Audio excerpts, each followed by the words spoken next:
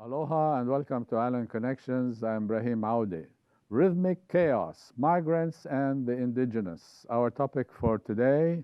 And we have two colleagues who will be discussing this by way of their recent work. We'll start with Ruben Enrique Campos, who has just finished his Ph.D.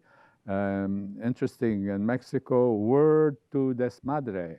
Hip-hop, voice, and the rhythm of chaos in Mexico, hence Rhythmic Chaos as the title.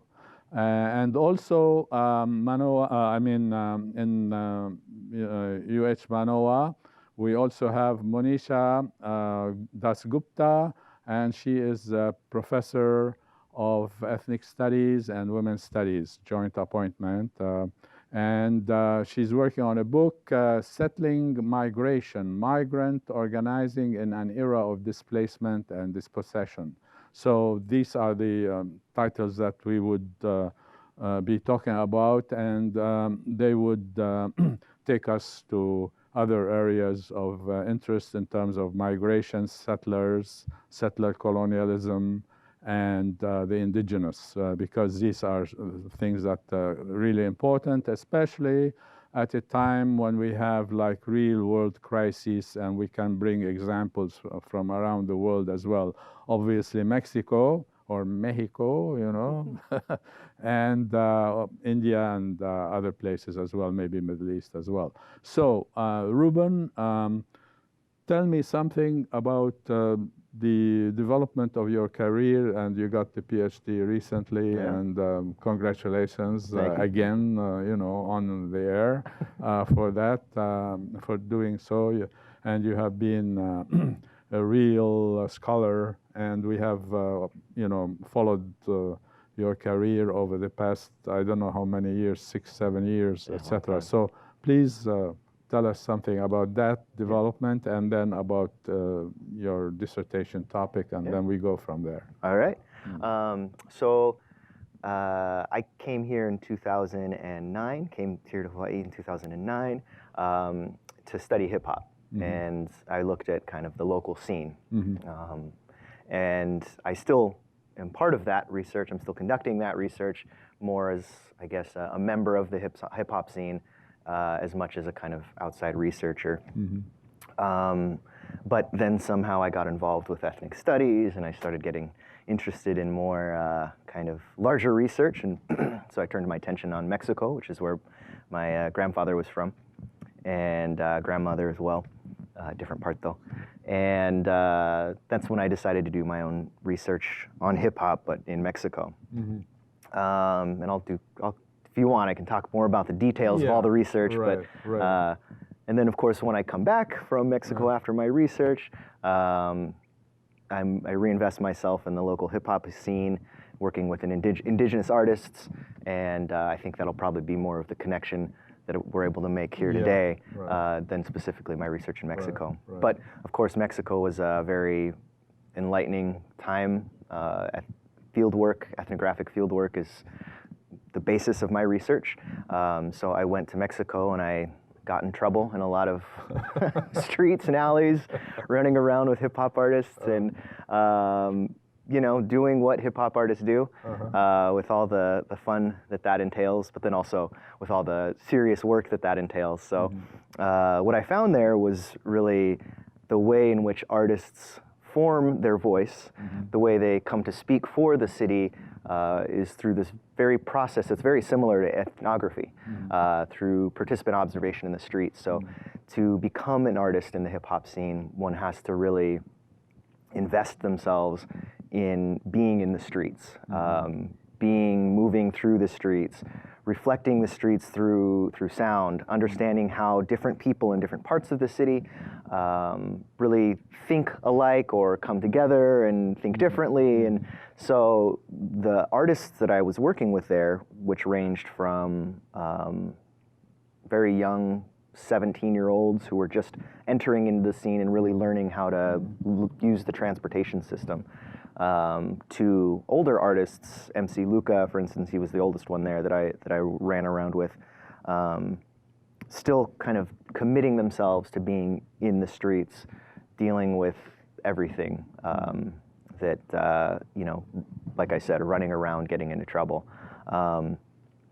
But through that, the artists really developed this, what I called the choral voice, the way in which any rap song, which we like to think of as being this individual point of expression, really becomes an expression of the city, of the posse, the group that they're in, and of course echoes so much more than that. And where that really came to my attention when I was there in Mexico, of course it was very much related with my work here in Hawaii. So some of my other research has been with local indigenous artists and how settler and indigenous rappers work together to kind of speak about place multiply, to think about how Hawaii has multiple meanings that coexist.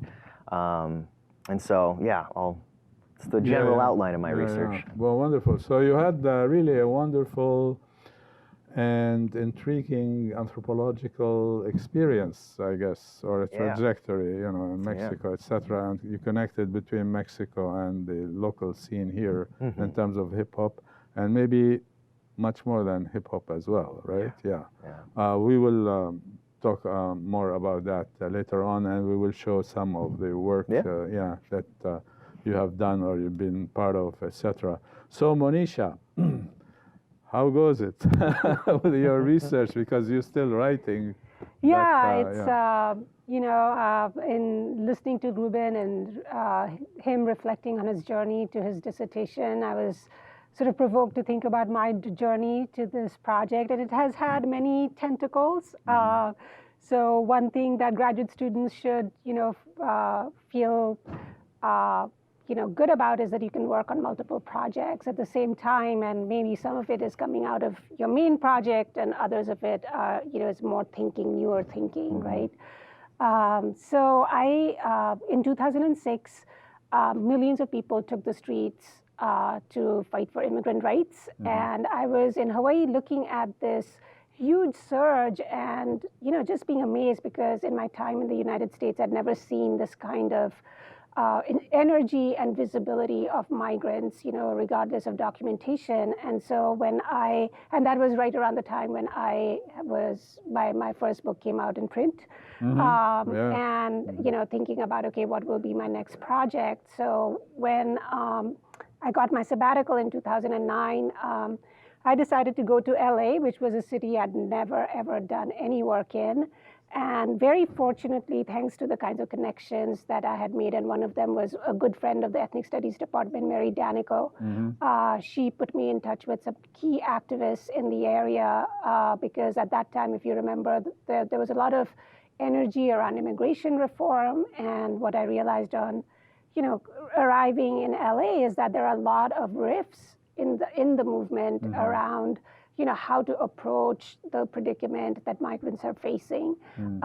So, you know, my project has evolved over the time. It's been kind of a decade of work that, you know, is based in, most of it has been based in LA, some of it has been based in New York, and a lot of it has been based in Hawaii in terms of my advocacy and trying to get something happening in Hawaii in terms of migrant rights. So you've been working with unruly immigrants? I am working with very unruly immigrants, and once again, people who are sort of in the margins of what is seen as sort of the mainstream discourses. So the book is, you know, focuses on anti-deportation activists who are taking up the cause of the least defensible of migrants who have criminal convictions. So it's one thing to say that, you know, when migrants are coming in, their unauthorized status is being criminalized, right? And we should definitely raise our voices against that. But it's another thing to, you know, actually go and advocate for somebody who has been through our criminal, you know, legal system and has been marked as a felon and is deportable.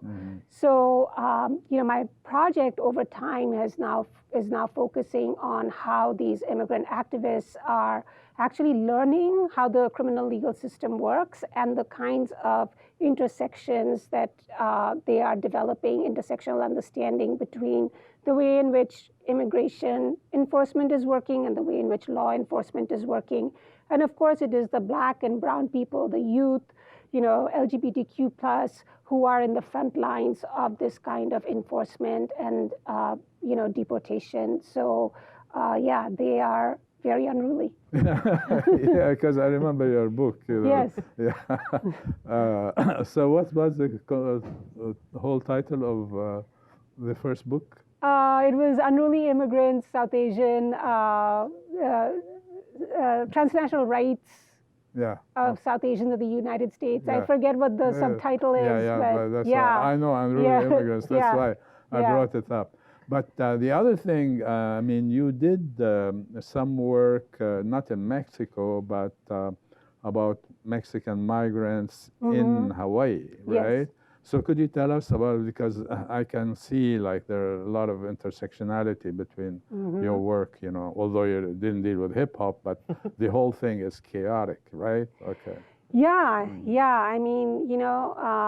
I will address the chaos in a minute, but I did, dedicate 2 years taking away from my primary research to Mexican newcomers to Hawaii. And as you know, being the chair of the department at that time, it was a very chaotic time when the Mexican consulate in San Francisco was, increasingly troubled by the heightened sort of anti-immigrant rhetoric, especially against Mexicans in Hawaii, and also the stepped-up deportation. So I think they approached our department to find out who was working on these issues, and nobody was.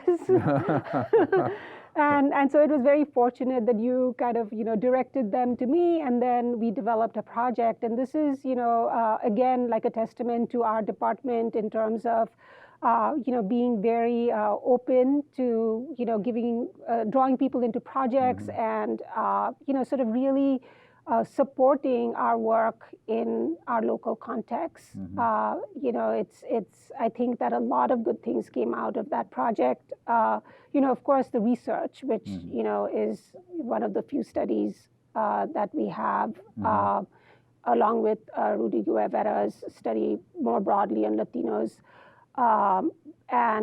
But I think that our research sort of raised the visibility of Mexican newcomers in Hawaii, and people felt like there was some kind of support or interest.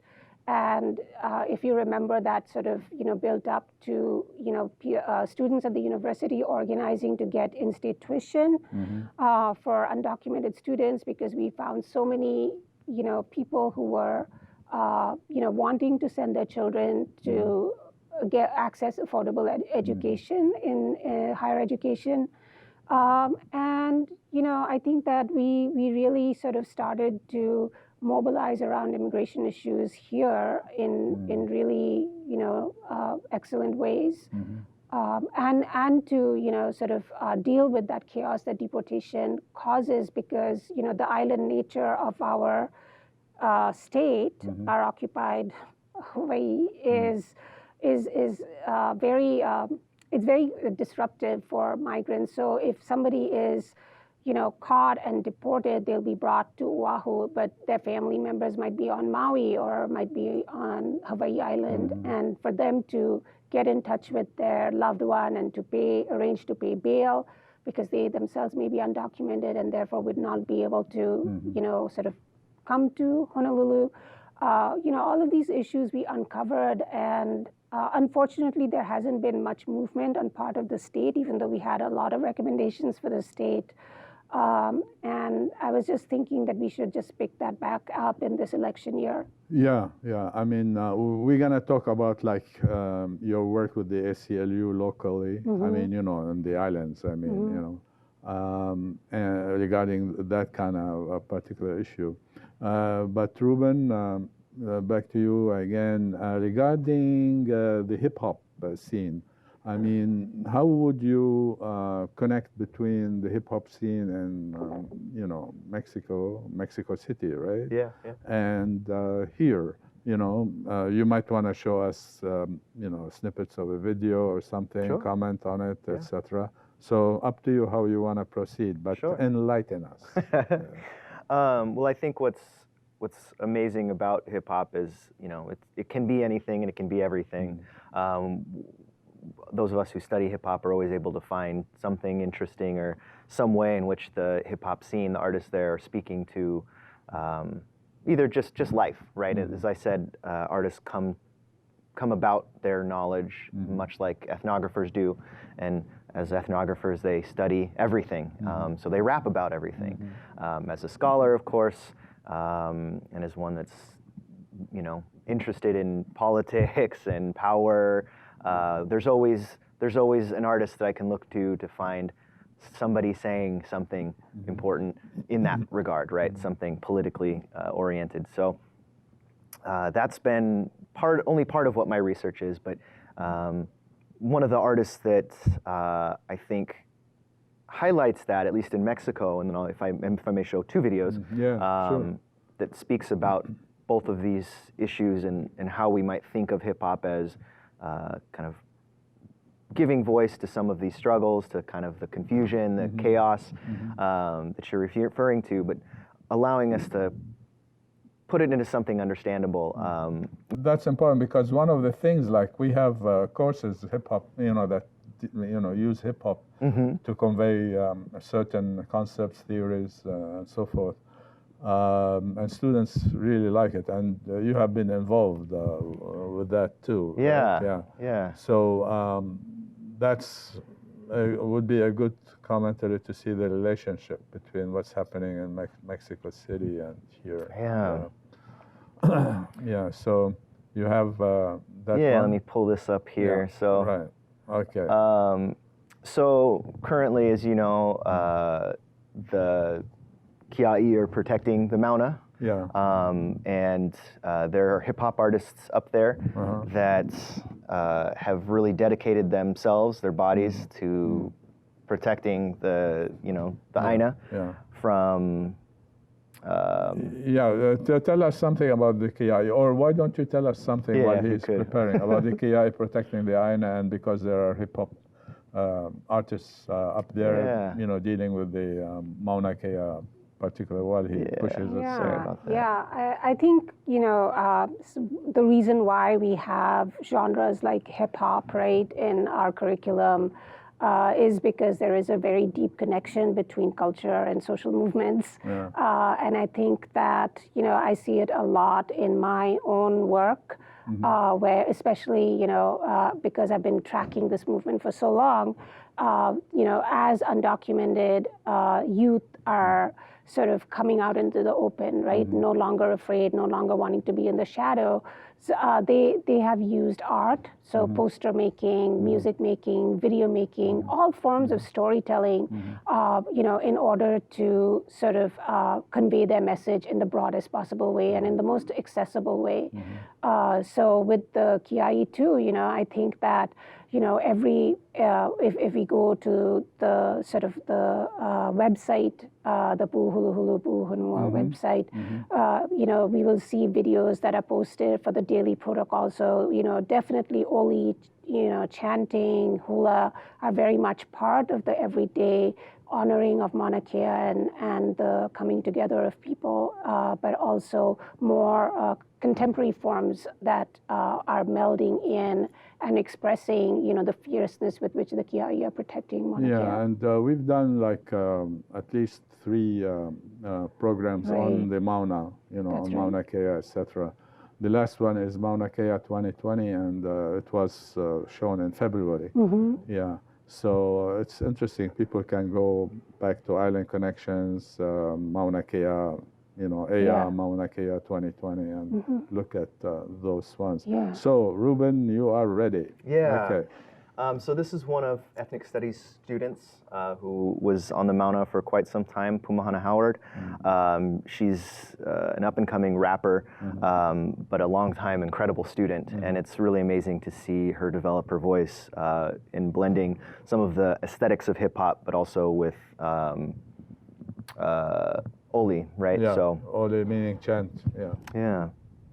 E ho ana o luna e pi'i ana o lalo e hui ana nā moku e ku ana ka paia. E hoa na o lunai, pi'ia na o lalo, tomakanaka hui pu, and hume ya malo, huli kalima I lalo, makau kau ki kipi kalo, pai pai ho, na papo haku, inui ka vai ava straight out your apu, and don't forget to keep your aloha kapu, na kane na wahine a me na mahu. Kukia I Mauna. I've been working with Dr. Das Gupta for years now, and she was really one of the first that showed me the really important linkage between protest, social action, and art. And I mean, this was actually way back before we were talking about your work, the student groups that were getting in-state tuition. That was actually the first time I was on Island Connections, was my involvement with ESSA. Yeah. But we Dr. interviewed you. Yeah. I mean, you know, I remember. but Dr. Das Gupta has always really shown how those things go hand in hand, of art and protest, and you know, it's been such an incredible ride that shows, I think, hopefully get to what you're getting at. You know, the rhythmic chaos is, you know, through arts, we're able to really calm ourselves down a little bit and see the kind of the beauty that's possible when people are putting hard work and saying no to whether it is kind of racist migration laws, whether it's the, you know, desecration of important lands, but you know, you have artists, and I think as scholars we have a nice opportunity to really see how all of these things come together. And as much oftentimes feels chaos, we all know that we're doing the right thing together. Right. Yeah, so I mean, later on I will ask you, why did you call it, I mean, in more detail, rhythmic chaos? Yeah. You know, I think it's important, you know, you use that rhythmic chaos in terms of your, in Mexico, in terms of your dissertation, Words to Desmadre, you know. And so you can explain that later on to us. But Monisha, regarding the question of ethnicity, migration, settlement, you know, or settlers, you know, we live in a settler colonial situation here in Hawaii, and the indigenous, like in terms of your work, how does that relate to those kinds of issues? Yeah, so my tentative book title is Settling Migration, and it operates on two registers. So one is, you know, our desire as a society to settle the question as if it can be settled, right? And you know, in that formulation, migrants are the problem, right? They're the ones who are unsettling this national space, and we need to settle it by some kind of legislation, you know, whether it is, you know, some form of, you know, path to legalization or, you know, complete restrictionism in the form of a wall. But I also sort of use it in a second register to actually sort of really think about, you know, how is migration studies challenged when we think about the U.S. as a settler state. I think that we are very good at thinking about the U.S. as an imperial state, but you know, what does it mean to take into account that indigenous sovereignties are animating this space that we call the U.S. And you know, how does, you know, something like removal, you know, actually entrenches the settler state's power.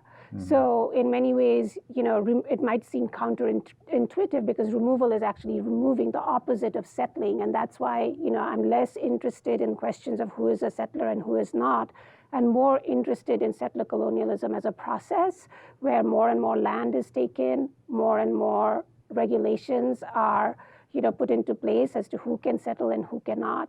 So, you know, in many ways, thanks to the activists, I want to even challenge, you know, the terminology that we take for granted, like refugee and resettlement, you know, because the Khmer youth that I've had the, you know, great honor to work with in Long Beach, you know, they show how their refugeehood has not come with any kind of U.S. benevolence. They were shoved into extremely violent, you know, environments, you know, completely impoverished, and they had to sort of, you know, try to make a new life. And, in the process, what the youth have experienced is the school to prison pipeline, right? And the ways in which they get criminalized, and many of these so-called criminal activities were survival activities for them. Like they had no other means of survival. So, and then once they're put into prison, they serve their prison term, they come out and they're put into deportation. To complicate the issue even more, for the longest time, Cambodia did not accept deportees. So the U.S. had to sort of twist Cambodia's arm to accept deportees. So, we kind of see that these migrants are developing, really serious sort of critiques of U.S. benevolence that is couched in the language of, giving refuge and resettlement and, new life and all of these things. And the Statue of Liberty. The Statue of Liberty, yeah. But another thing, I'm looking at it, one way of quote-unquote settling the matter, which might be thought of as a nice liberal thing to do, is, and it's like, prevalent even now in like theories and social sciences, etc. Is a question of assimilation, right? Well, so what's the violence in that? I mean, I'm thinking about these kinds of things and what chaos might it engender. I mean, that's another topic. I mean, I don't know. You want to start and then we go to... No. You don't want to? Again, I think that one of the exciting things about focusing on people who are dealing with the criminal legal system in a very sort of day-to-day way as shattering their lives, right? And then sort of understanding the connection between the criminalization of Black and brown people and deportation, is exactly this idea that they're not the ideal immigrant, right? They don't have a success story to say. They, unlike many dreamers, they can't say, oh, I've gotten A's in school and now I'm just so frustrated that I can't get into Ivy League schools. No, they were caught in front of their schools, fingerprinted, followed, often, branded as gang members, and eventually they end up in prison. That's their story, right? The story that we don't like to hear. And that story is engendered by structural violence, the violence of poverty, the violence of economic deprivation, and, the imperial actions of the United States and other places of the world, right? So, I think that because they can really sort of challenge very clearly the assimilation story, they can also, reveal the state violence. Yeah. So you want to... Yeah, I think kind of building off of that, my research in Mexico too really tries to push away from this idea of the street as something that's bad. I mean, out of criminal justice, there's a lot of scholarship that looks at the street as a place of failure, right? That because of schools have failed, because of even if they're calling attention to the structural violence that have created or disallowed certain people, Black and brown youth usually, from entering more formal educational, formal economic systems,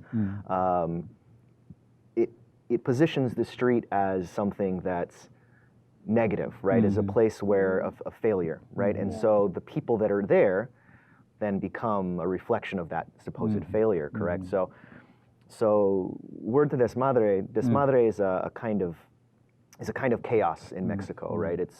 There's two different words in Mexico. There's caos, which is chaos, right? And that's how we normally think of it. And then there's desmadre, which is a more vulgar term for it, just because the way that the word mother is used. It's a little more like MFer, right? It has a little bit more of that. But it's also a word that's used with a little bit more kind of love. It just kind of means mess. But there's so much more life in the term. Becomes a term of endearment. In some ways, of just that this is our beautiful mess. Correct? Right. So word to desmadre was kind of also played on two different registers of word to your moms, word to your mother, which is an old hip hop term, and desmadre being trying to look at the chaos of the streets, something that's usually thought of as ugly, as a failure, as instead being a site where so much beauty and strength and power comes from.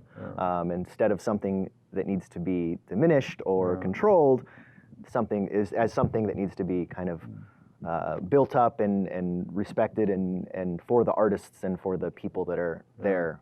So, so yeah, that's really kind of the shift I think that we need to. That reminds me of something like from the Middle East, like in Lebanon, street talk, for instance.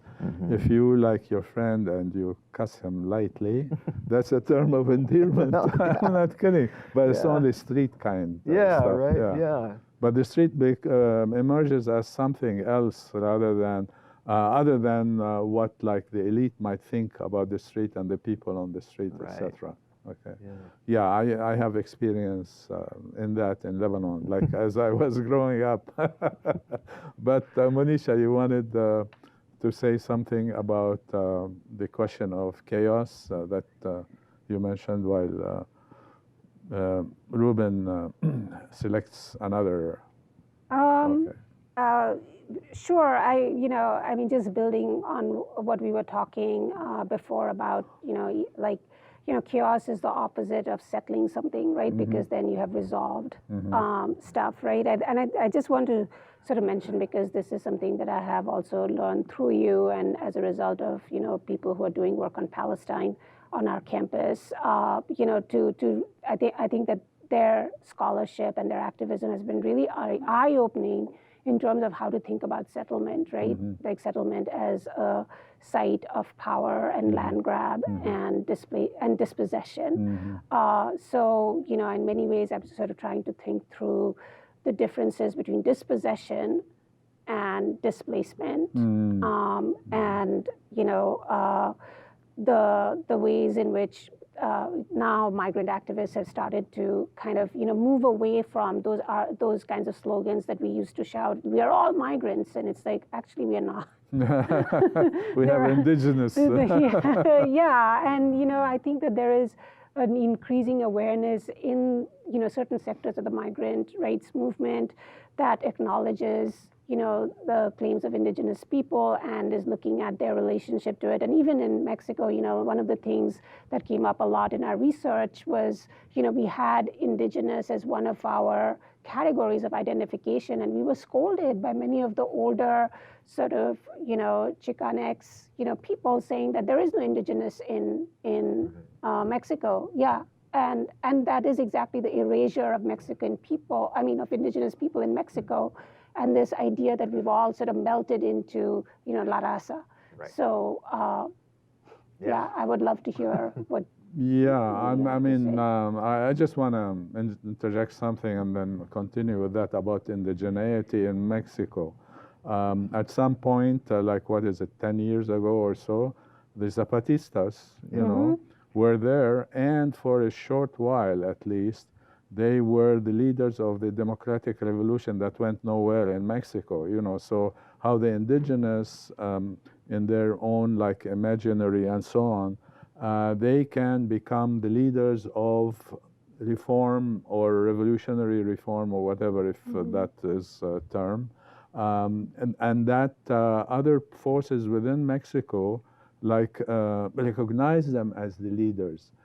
Meaning that at the center of the democratic movement, shall we say, that went nowhere in Mexico, there is the indigenous question. And the proof of that is that Zapatistas, for a short while at least, were the leaders of that.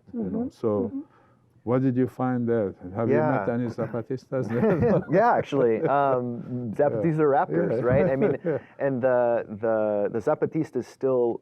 That movement, that the '94 insurrection, and then their ongoing kind of work, still inspires the hip hop movement, and it was always, I think, thought of as more than just an indigenous movement, even though that was the group. But I think when we think about indigeneity in Mexico, or when Mexicans think about indigeneity, it's far more associated with kind of linguistic groups, as well as kind of outside of the city kind of people, right? So it's villages. So, but there has recently been I think a willingness to question that and what that means. There's certainly been more out of the youth more recognition of the kind of inherent racism or colorism in Mexico, which is very much, you know, it doesn't have the same black-white binary that the U.S. has based it on, but more on a kind of colorism and definitely a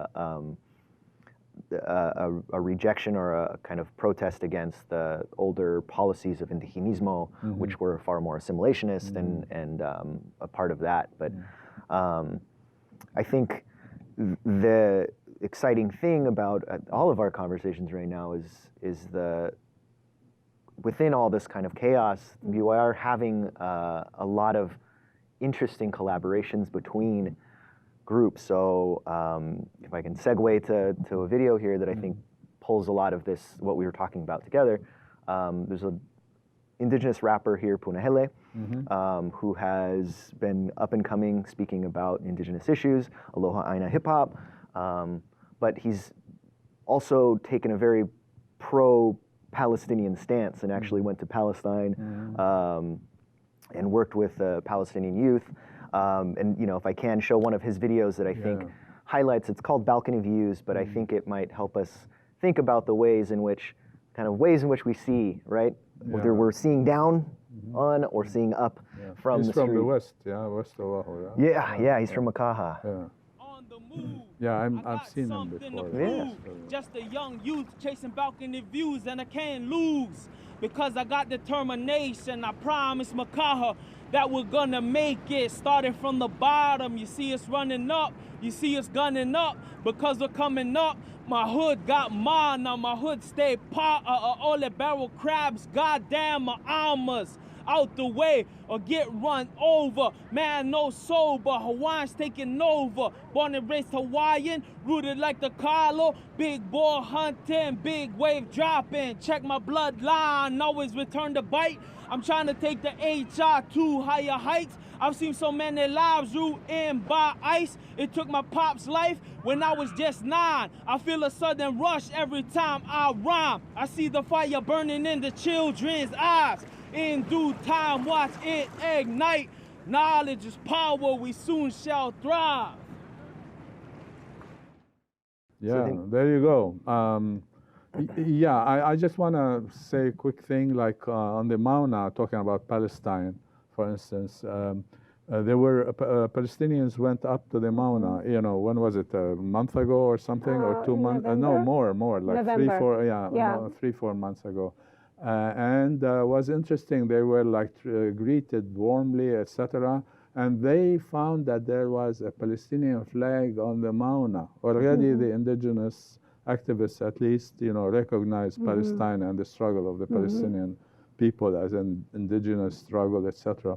But that is an important consideration, and to show, like, you know, I mean, the relationship between settling something there, settling something here, settling something in Mexico City, or you know, in Zapatista land, so to speak. You know, so I think that is a very important consideration here to look at all of that. But you wanted to share something more in terms of like indigeneity and migration and even like citizenship, you know, like, you know, in India, for instance, now. Well, I mean, a couple of things, you know, as I said, that, you know, the challenge is to kind of write this book by keeping indigenous politics in the present, like that consciousness, and it's an experiment. But I think that we have to do it. We have to sort of switch up some of those fundamental terms. But you know, I've been sort of tracking this movement for a decade now, right? So I'm sort of thinking about it as the end of, you know, the Bush era into Obama's, you know, term, and now into Trump. And, you know, oftentimes we feel like, oh my God, this is the worst, right? And you know, I'm also working on a special issue with Lynn Fujiwara of the Amerasia Journal on, you know, Asian American studies and immigration. And it's kind of like we're trying to put our finger on, you know, what is new about this movement and what is, you know, what has continued, you know, because these policies, when I look back, they've been put into place like soon after the, you know, 1965. So there is a very long life of this movement that has put this kind of architecture in place.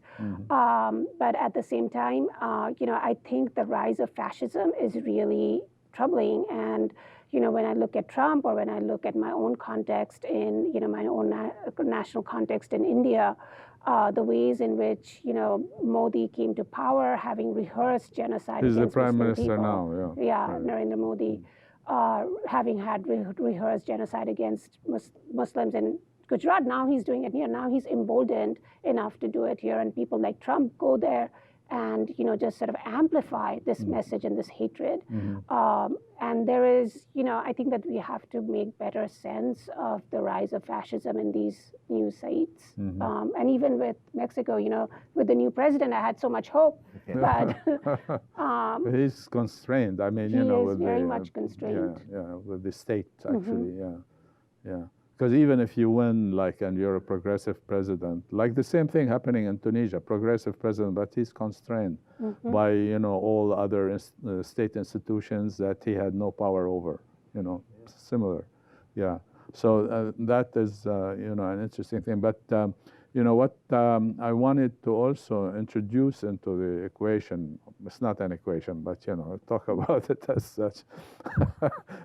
The question of class as a dimension. We talk about, indigeneity, ethnicity, etc., as though indigeneity is one thing, moving forward, or migration or whatever. Because you can migrate, say, with or immigrate with, I don't know, $1 million, and you will find different kinds of experiences than someone on the border or jumping over the fence, or something like that, you see.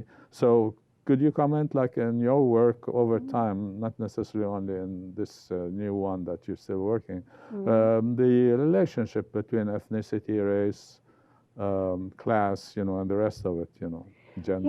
Yeah. So, I definitely take a very intersectional approach to whatever process I'm, studying. And, what is absolutely central to understand in terms of criminalized people is that it hits them, economically. People lose a breadwinner. People, lose their ability to make a living. And even when, they're able to come out of prison and maybe they're still fighting their cases, they can't work. So, how are their families going to be supported? And with, more and more scrutiny around even US-born children accessing public aid, right? Any kind of, public assistance has now been, sort of is under scrutiny, and you cannot have any, that in itself is becoming so restrictive. So I think that these issues, especially the kind of poverty that I saw in Long Beach, it's something that they talk about daily. The fact that some of them go hungry, and when they come to certain spaces, we provide food so that, they don't go home hungry after school. So, I mean, we are still combating issues like hunger in the richest nation of the world. Yeah. You talked about fascism, which I think is very important, but, people might think of fascism, just like brown shirts, black shirts, whatever, beating up people on the street, and all of that kind of stuff. That's how they're doing it in India right now. Yeah, I know. But I showed you pictures of that, right? At the university, what is JNU University, etc. One student sent it to me. So, yeah, it is that. But I mean, in terms of, we need to understand fascism and how it arises, historically, etc.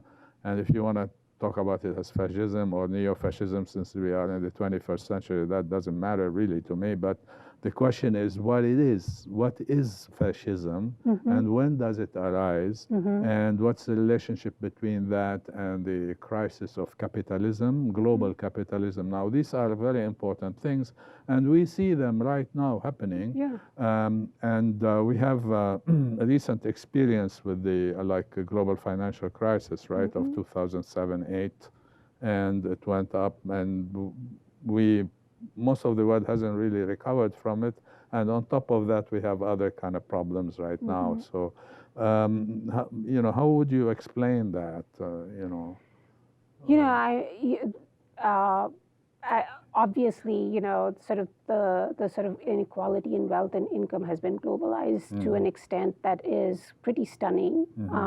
And you know, it's interesting that you talk about 2007, 2008, the financial, you know, the depression happened. I would like to call it a depression. Yeah, sure, it was for a lot of places. And you know, people were sort of saying, oh, you know, we see this rise of anti-immigrant sentiments because of, you know, the economic downturn, right? So there are no jobs, and now people are blaming and scapegoating immigrants, you know, and you can put it in a longer historical sort of trajectory, right?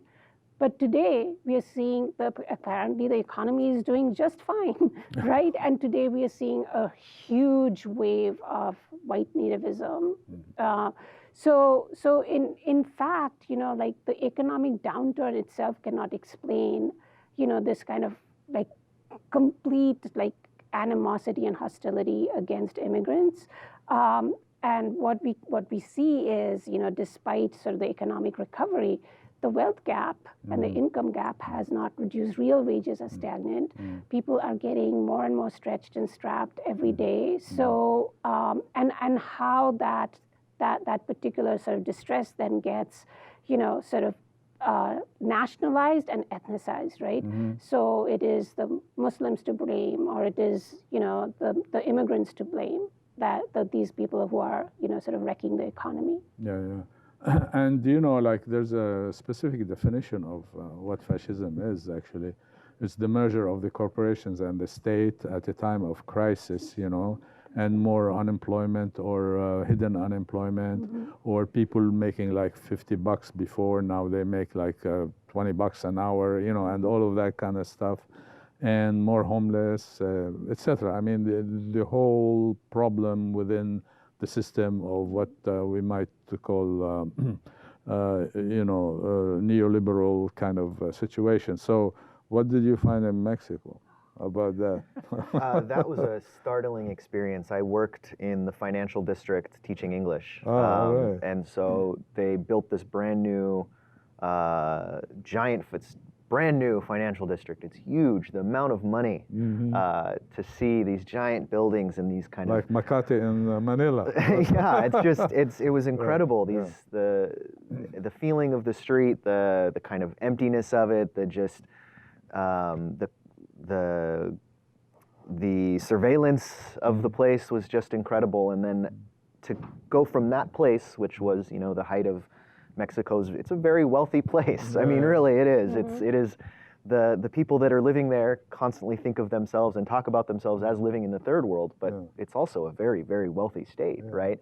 And so I would work there teaching English just to, you know, keep myself alive while doing my field work. And then I would take a bus from the financial district to a metro station, and then metro station all the way across to the other side of the city. To another world. To a completely different world. In Nesa and in Iztapalapa and other parts of the city, and the image of it was just so startling, you know. And I think here in the U.S. it's a lot more subtle. I mean, the differences are just as great, but here it's a little more subtle. It's a little more hidden. There it's just written in broad strokes of how class is the primary motivator of inequality in all of these different places. Yeah, I mean, I wanted to inject, you know, class into the situation because that's one dimension that cannot be neglected, you know, in terms of talking about it. You talked about intersectionality and so forth of that, which is very important. And here, like, you know, in terms of, and I keep like harping on this, you know, in classes, among colleagues, etc., that, for instance, indigeneity, you know, two different indigenous, like for instance, John Waihe is indigenous, presumably, right? And there's this guy in Nanakuli on the beach in a tent, you know, he's indigenous too, you know what I'm saying? So what's the commonality, you know, and what's common between that person and Waihe, for instance?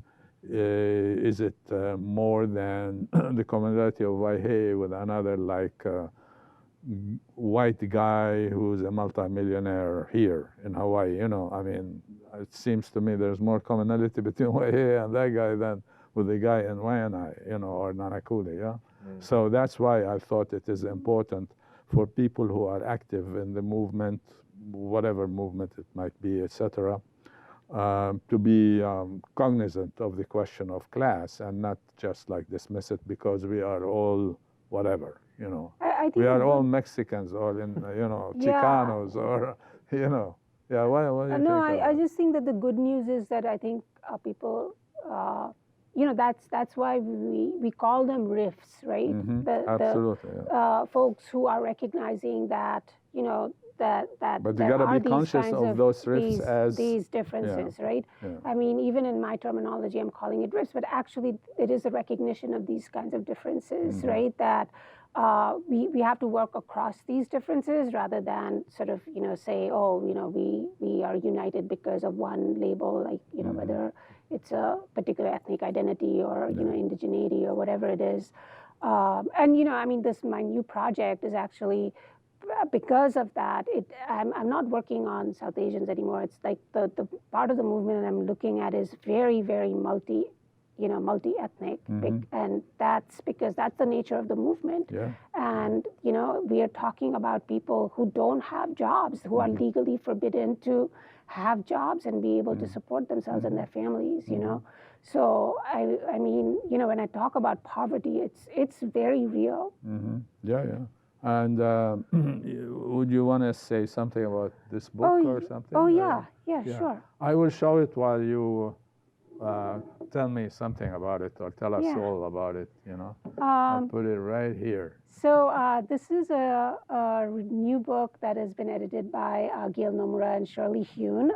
Just came out, and one of my collaborators, Sonia Munshi, and I have an article in here doing more thinking on, the difference between to think about criminalization, deportation in the context of gender justice, right? So it's almost like a 2.0 of my Unruly Immigrants chapter on the women's organizations, right? So we're looking at how domestic violence organizations in the South Asian community are responding to the crisis of deportation and the interface with police, right? So I have a very uplifting sort of example here in this chapter, where actually, again, the movement, cognizant of that the contact with police is really dangerous for immigrant women, are kind of like rethinking some of these strategies that when there is a case of domestic violence, you call the police, and it's kind of the police is not going to help you; it's going to criminalize and deport. So there's a very interesting moment in New York when all kinds of groups came together in order to formulate an alternative to this kind of reliance on law enforcement. So that's a story that we tell in this chapter. And one more thing, we have like 4 minutes or so still. Like your work, about Mexican immigrants here, and the relationship of your work to the ACLU in Hawaii. Could you say something about it? And how, what happened with that? I mean, was it a positive thing or just fizzled out or something? So with ACLU, I think that ACLU gave us a lot of support in terms of doing Know Your Rights trainings. And again, like in the New York situation, we are increasingly saying that these trainings are very, very important, so that people know, what an order looks like. The law enforcement just can't come to your door and knock and, enter and then, take you away. So or stop you on the road while driving, for instance. So as much as we think that that there are so few rights that migrants can exercise, whatever rights you have, like complete education on that is really, really important. And we have some really good stories about how that education has really helped. Like this is popular education, right? So I think that that continues. ACLU continues to do that work of, educating, and we are considering holding an informational session on the Real ID and what its implications, what it would mean for people who cannot provide the documentation needed for Real ID. So does that mean that they are now going to be imprisoned here and can't travel anywhere? So, I think that, with our lawyers, our, friends in the attorney community and ACLU, I think we need to continue to do that work. Let's do one more. No can, but we can. Bamboo. Bamboo's. There you go, and then we kind of finish up with that. He I guess with a few. always has his pulse on right. kind of all of these things. He puts them all we into have a 2 good minutes, way, so this is minute we go. 25, Yeah, and yeah. then we can wrap it up. Hey, homie, they investigated all the piggies out in Ferguson. They done found out they've been looking out for those who Aryan, descendants of Africans, stolen Africans, have to walk around, hands out the pocket. That's the narrative. They don't want gay marriages. They would rather banish them, have them in the transgens thrown out like a javelin. Man, they say it's just a couple tweets without the work, but while that post feel good, rubber bullets can hurt. And when that tear gas dispersed, wrap a scarf on my face, and I parade a middle finger to the face mask of a lame in riot gear. I ride the iron steer on my belt like Orion. We're children of the dads who immigrated like the pioneers. Please don't get me started on that border conversation on parole to catch militiamen, gut them like crustaceans, man. The South Pole is melting quicker than the Cuba ice, thrown inside a boiling pot of water to cool out your rice. But we would rather bottle pop, cop a European top. Talk about the money that we all know you ain't really got is phony in this rap life. Man, I hate a rapper. I would rather than listen to you blabber about the fancy words you keep. All right, so this is it, yeah? This is it. So this Yeah. is filmed out in Kalihi. And Yeah, so that's good.